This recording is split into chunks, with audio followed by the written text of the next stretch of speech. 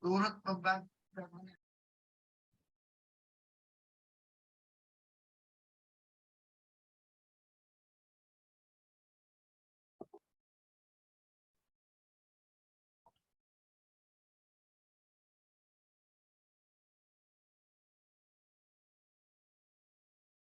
Oke, baik. Bisa dimulai, teman-teman. Sip, silakan.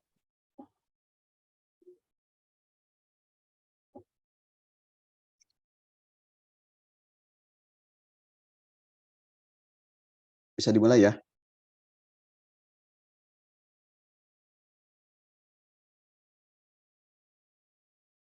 Baik, bismillahirrahmanirrahim. Assalamualaikum warahmatullahi wabarakatuh.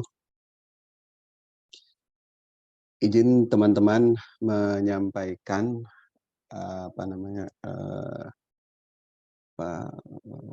hasil dari penelitian atau hasil koreksi paparan pertama dari Profesor Faisal beberapa waktu lalu, yaitu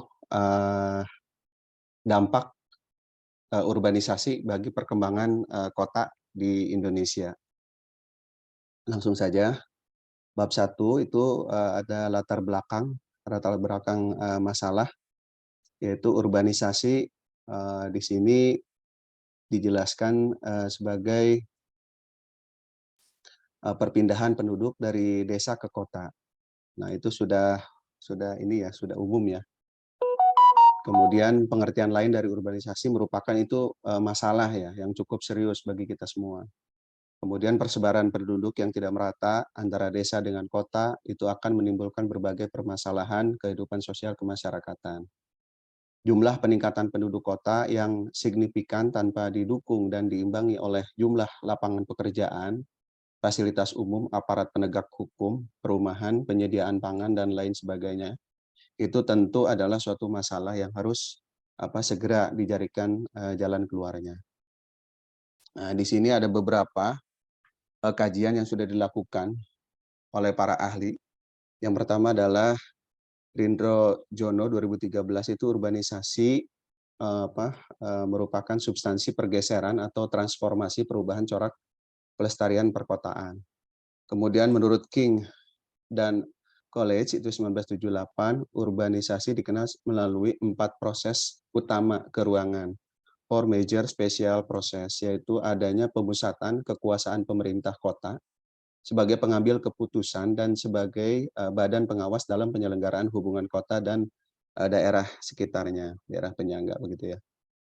Nah, kemudian menurut Profesor Dr. Herlianto mengatakan bahwa urbanisasi adalah suatu proses pertumbuhan daerah pertanian atau pedesaan menjadi perkotaan, bertumbuh dalam berbagai macam segi, misalnya dalam segi keterampilan, gaya atau style, ekonomi, sehingga desa pun tumbuh menjadi perkotaan. Menurut J.H. de Goede, urbanisasi diartikan sebagai proses pertambahan penduduk pada suatu wilayah perkotaan. Kemudian menurut Konsbovskaya, pengertian urbanisasi yaitu sebuah proses atau tanda-tanda yang mempunyai sifat multisektoral. Gejala ini ditinjau dari lantaran dan akhir yang ditimbulkan. Jadi ada hubungan sebab akibat begitu. Kemudian menurut Sherrock dan Siegel, urbanisasi yakni pertumbuhan penduduk yang signifikan di daerah perkotaan. Kemudian menurut Insinyur Triatno Yudo Harjoko, pengertian urbanisasi yakni perubahan wilayah tempat non-urban menjadi tempat urban yang dipengaruhi oleh masyarakatnya. Kemudian menurut Daljuni, urbanisasi yakni pertumbuhan penduduk yang cenderung meningkat dari segi jumlah maupun penyebarannya di daerah perkotaan. Menurut Bintarto, pengertian urbanisasi yakni sebuah proses meningkatnya jumlah penduduk di kota.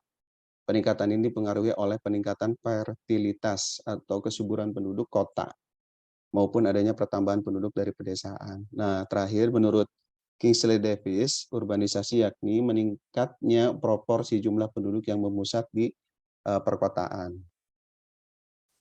Kemudian di sini dijelaskan juga faktor penyebab begitu ya. Faktor pendorongnya itu yang pertama terbatasnya kesempatan kerja atau lapangan kerja di desa. Kemudian tanah pertanian di desa itu banyak yang sudah tidak subur atau mengalami kekeringan. Kemudian kehidupan pedesaan lebih monoton, tetap atau tidak berubah daripada perkotaan. Kemudian fasilitas kehidupan kurang tersedia dan tidak memadai. Upah kerja di desa rendah. Timbulnya bencana desa seperti banjir, gempa bumi, kemarau panjang, dan wabah penyakit itu bisa menyebabkan orang berbondong-bondong ke kota gitu ya. Kemudian faktor penarik dari kota. Nah, kalau kota itu kan seksi begitu ya bagi masyarakat desa. Itu faktornya pertama adalah kesempatan kerja lebih banyak dibandingkan dengan di desa. Kemudian dari segi upah juga tinggi, kemudian tersedia beragam fasilitas kehidupan seperti fasilitas pendidikan, kesehatan, transportasi, rekreasi, dan pusat-pusat perbelanjaan. Jadi semua serba dekat begitu ya, serba ada. Kemudian kota sebagai pusat pemerintahan, perdagangan, ilmu pengetahuan, dan teknologi. Kemudian dampak urbanisasi. Dampak urbanisasi itu pertama ada dampak positif terbagi dua, positif dan negatif. Nah, dampak positifnya itu kota dapat memenuhi kebutuhan akan tenaga kerja, baik sektor formal maupun informal. Kemudian semakin banyaknya sumber daya manusia yang berkualitas. Kemudian dampak negatifnya itu timbul pengangguran, munculnya tunawisma dan gubuk liar di tengah kota. Kemudian meningkatnya kemacetan lalu lintas, meningkatnya kejahatan, pelacuran, perjudian, dan bentuk masalah lainnya. Kemudian dampak positif urbanisasi desa. Yang pertama meningkatnya kesejahteraan penduduk melalui kiriman uang dan hasil pekerjaan kita di kota. Kemudian mendorong pembangunan desa karena penduduk telah mengetahui kemajuan di kota. Bagi desa yang padat penduduknya, urbanisasi dapat mengurangi jumlah penduduk. Kemudian mengurangi jumlah pengangguran di pedesaan. Kemudian dampak negatifnya urbanisasi desa. Desa kekurangan tenaga kerja untuk mengolah pertanian. Perilaku yang tidak sesuai dengan norma setempat sering ditularkan dan dari kehidupan kota begitu ya. Kemudian desa banyak kehilangan penduduk yang berkualitas. Nah, setelah kita menganalisis masalah-masalah yang terjadi atau dampak-dampaknya, nah kita coba berupaya untuk mencegah gitu bagaimana ya urbanisasi ini tidak masif begitu ya atau diminimalisir, yaitu yang pertama adalah melaksanakan pembangunan secara desentralisasi, yakni pembangunan yang merata atau menyebar berpusat pada daerah-daerah. Kemudian mengadakan modernisasi desa dengan program pembangunan. Kemudian memperbanyak fasilitas yang dibutuhkan oleh masyarakat pedesaan seperti fasilitas kesehatan, sekolah, tempat hiburan, dan transportasi. Kemudian mengendalikan pertumbuhan penduduk di pedesaan melalui program keluarga berencana. Kemudian meningkatkan perekonomian rakyat pedesaan antara lain membangun irigasi, menggiatkan koperasi unit desa dan KUD atau KUD. Kemudian meningkatkan keamanan di pedesaan dengan lebih mengaktifkan sistem keamanan lingkungan atau Siskamling. Kemudian mengeluarkan peraturan untuk mempersulit perpindahan penduduk desa ke kota, misalnya izin pindah ke kota sulit. Itu salah satu saja mungkin ya, langkah yang dilakukan oleh pemerintah desa. Kemudian Jakarta dinyatakan tertutup bagi pendatang baru. Nah, kemudian cara mengatasi urbanisasi. Ini hampir sama dengan paparan yang pertama, cuman ini lebih ke umum atau lebih spesifik ya, dalam bentuk program begitu ya. Dalam bentuk program bukan lebih umum, lebih spesifik diprogramkan. Pertama, intensifikasi pertanian, kemudian mengurangi membatasi tingkat pertambahan penduduk lewat pembatasan kelahiran, yaitu program KB ya. Memperluas dan mengembangkan lapangan kerja dan tingkat pendapatan di pedesaan. Kemudian program pelaksanaan transmigrasi, penyebaran pembangunan fungsional di seluruh wilayah, pengembangan teknologi menengah bagi masyarakat desa, pemberdayaan potensi utama desa, kemudian perlu dukungan politik tentu, ada goodwill ya, ada kemauan politik dari pemerintah untuk merealisasikan semua ini. Di antaranya adalah kebijakan seperti reformasi tanah dan sebagainya. Nah, kemudian keuntungan urbanisasi. Nah, selama ini kan urbanisasi itu merupakan suatu masalah dan sebagainya. Nah, di sini coba menganalisis keuntungan urbanisasi, yaitu segala sesuatu memiliki keuntungan yang banyak maupun kekurangan yang banyak pula. Tetapi keuntungan dapat menutupi kekurangan. Begitu pula urbanisasi. Begitu juga urbanisasi itu memiliki keuntungan yang dapat dirasakan oleh masyarakat desa maupun masyarakat kota. Keuntungannya sebagai berikut. Jadi yang pertama itu memodernisasikan warga desa. Keidentikan warga desa sebagai masyarakat tradisional yang gagap akan teknologi dapat dihilangkan dengan melakukan urbanisasi modern dalam ilmu pengetahuan dan kebiasaan masyarakat di kota. Urbanisasi dikatakan dapat memodernkan warga desa karena masyarakat desa tidak ingin ketinggalan zaman di kota besar. Pengertian modernisasi warga pedesaan tidak semata-mata dalam arti fisik, seperti misalnya membangun fasilitas perkotaan, namun membangun penduduk pedesaan sehingga memiliki ciri-ciri modern penduduk perkotaan. Dalam hubungan inilah lahir konsep urbanisasi pedesaan.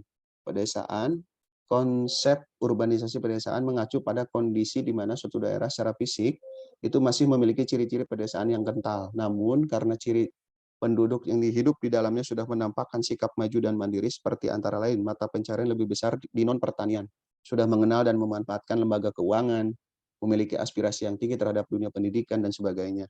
Jadi ada perubahan di sana mungkin ya, karena urbanisasi tadi. Ya.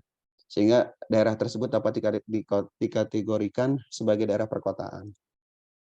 Kemudian yang kedua adalah menambah pengetahuan warga kota. Menambah pengetahuan akan sesuatu yang belum pernah diketahui seperti cara mengobati tradisional. Misalnya warga kota yang tidak punya uang untuk berobat dapat meminta tolong pada warga desa untuk membuat obat-obat tradisional yang dapat menyembuhkan penyakit tanpa biaya lebih. Nah, ini lebih ke muatan lokal begitu ya.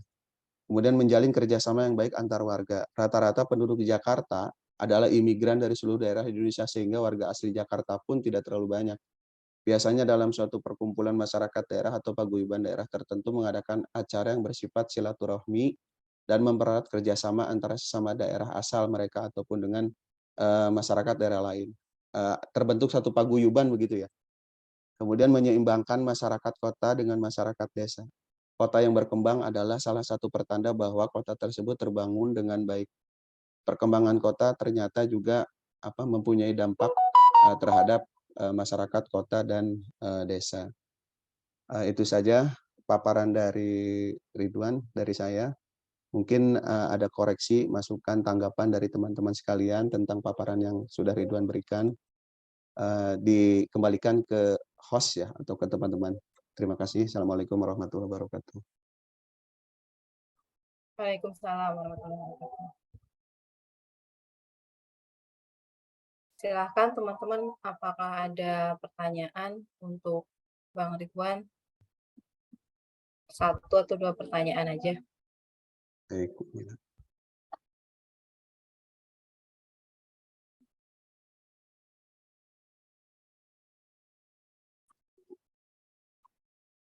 Saya mengawali dulu ya, Mas Ridwan, terkait dengan materi yang disampaikan oleh Mas Ridwan tadi, mengenai dampak urbanisasi bagi kota dan desa. Tadi kan disampaikan dampaknya bagi kota maupun desa sama-sama ada positif negatifnya gitu ya. Kemudian untuk itu perlu dilakukan beberapa cara, yaitu salah satunya mencegah urbanisasi yang masif gitu.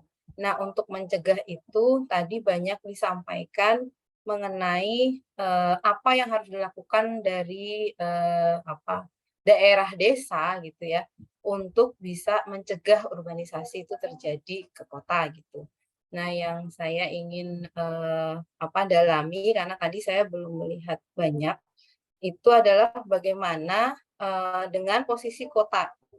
Apa yang harus dilakukan oleh kota yang menerima penambahan penduduk tadi gitu ya. Sekaligus juga untuk memaksimalkan keuntungan dari urbanisasi itu sendiri, karena tadi kan sebenarnya ada dampak positifnya ya bagi kota gitu. Jadi mungkin yang ingin saya tanyakan itu adalah apa yang harus dilakukan dari sisi kotanya yang menerima penambahan penduduk itu untuk memaksimalkan keuntungan dari urbanisasi. Mungkin itu dulu. Silahkan. Baik, Mbak Mila. Atau dari yang lain atau langsung dijawab, Mbak Mila? Yang lain mungkin ada?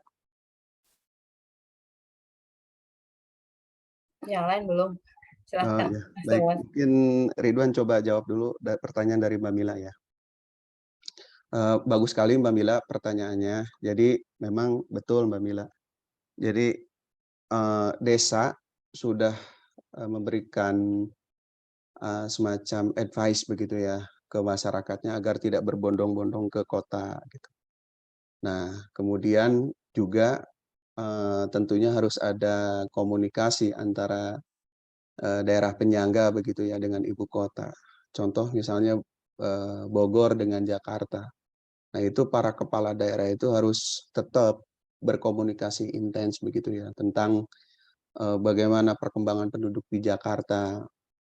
Nah, lebih spesifik lagi bagaimana tindakan kota yang dituju begitu ya dengan adanya kaum urban ini. Pertama,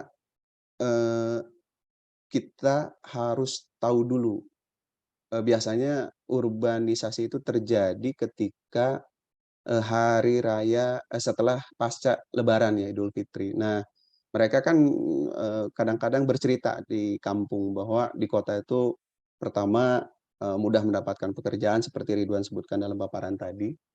Kemudian kehidupan yang menjanjikan dan sebagainya. Nah, setelah mereka tahu itu, kemudian mereka mencoba menjajal begitu ya ke kota. Nah, pihak kota seperti apa tindakannya? Pertama mungkin mendata ya Mbak Mila. Pendataan itu penting karena apa? Untuk membuat strategi pencegahan begitu ya. Pendataan melalui tingkat RT RW penduduk yang baru datang begitu ya dari desa ke kota. Nah, kemudian setelah didata mereka ditanya keterampilan, punya keterampilan apa? Jangan sampai juga mereka datang ke kota itu jadi beban kota begitu ya. Menjadi pengangguran, kemudian lingkungan. Tentu kalau mereka tidak bekerja kan serabutan segala macam akan menjadi kumuh ya kota-kota itu. Bukan juga merusak tatanan kota, tapi kita juga harus bisa mensiasati keberadaan mereka. Nah, pertama kita mendata, kedua kita tanya punya keterampilan apa, kemudian yang ketiganya kita juga bisa menyiapkan begitu ya, menyiapkan dari pihak pemerintah kota skill atau keterampilan. Kita buat misalnya kita juga jangan sampai juga melihat bahwa oh ini permasalahan orang-orang datang ke kota, tidak begitu juga, tapi kita bisa latih begitu ya. Nah, kemudian setelah itu dilakukan semua, kita lakukan evaluasi. Nah, evaluasi ini dilakukan untuk sejauh mana efektivitas langkah-langkah yang sudah dilakukan oleh pemerintah kota dalam rangka memberdayakan kaum urban ini. Nah, apabila hasilnya memang sesuai ekspektasi, maka kita tingkatkan kembali begitu ya. Kita tingkatkan kembali pengawasan, fungsi pengawasan sebagai kota tujuan dan sebagainya. Kemudian itu mungkin Mbak Mila ada tambahan dari Mbak Mila mungkin atau teman-teman yang lain.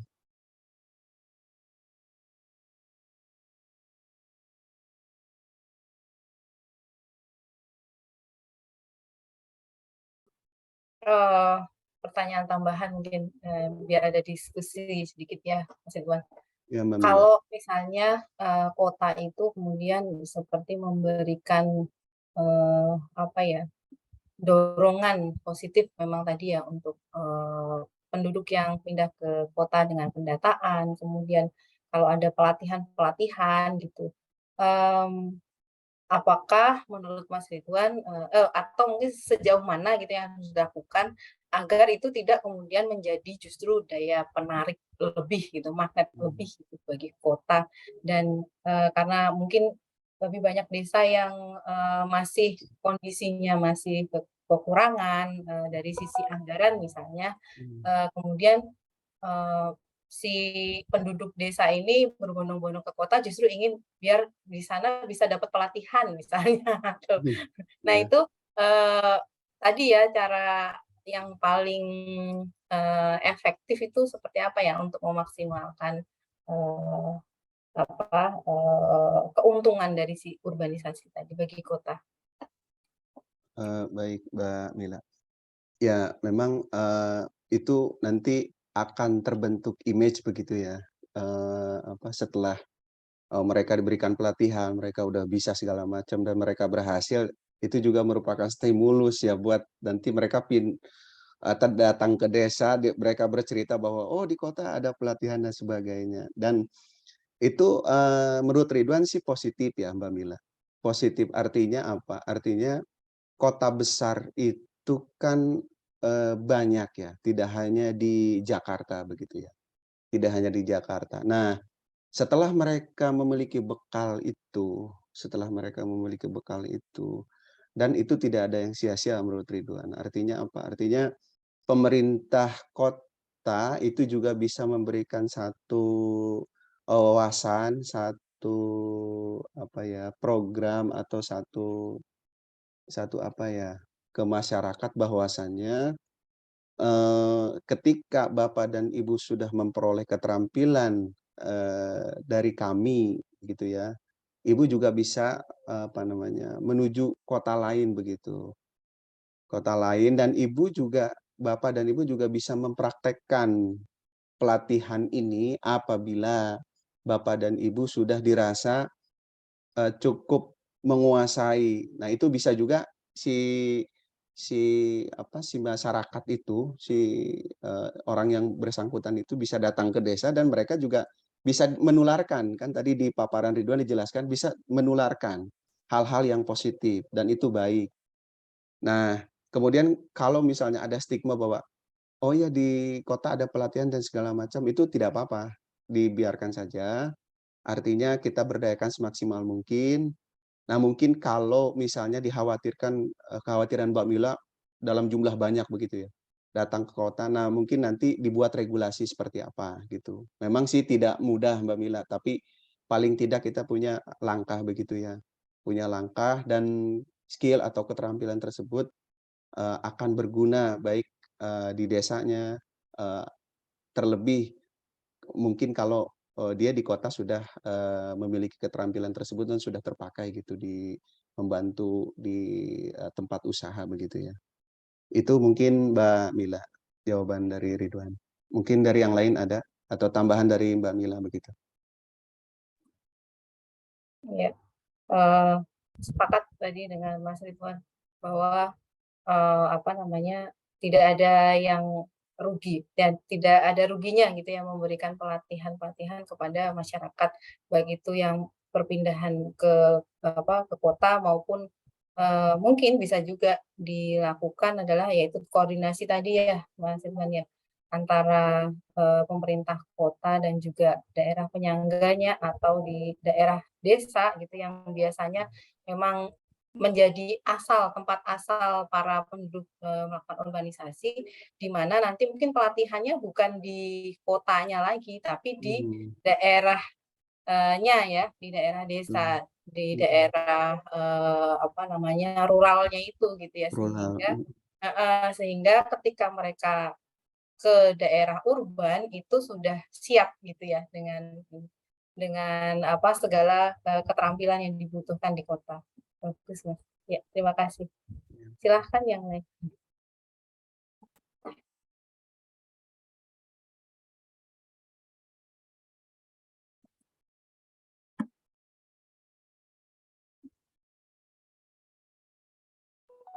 Cukup ya?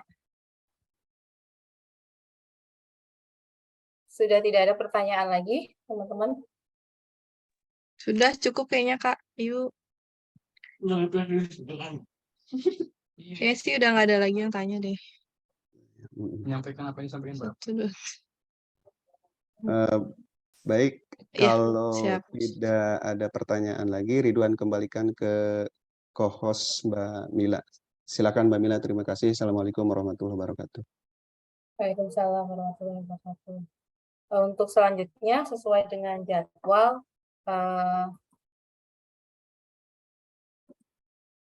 penyaji yang kedua ya, Bang Desmond, Pak Agustadio Desmond, kami persilahkan. Oke, baik. Terima kasih Mbak Mila. Selamat malam teman-teman semua. Selamat malam Mbak Mila juga sebagai co-host. Pada kesempatan kali ini, di malam hari ini, saya akan memaparkan tentang apa yang kemarin sudah ditulis dan menjadi bagian dari tugas, yaitu tentang sampah perkotaan. Oke, sebentar. Ya, ini tentang sampah perkotaan.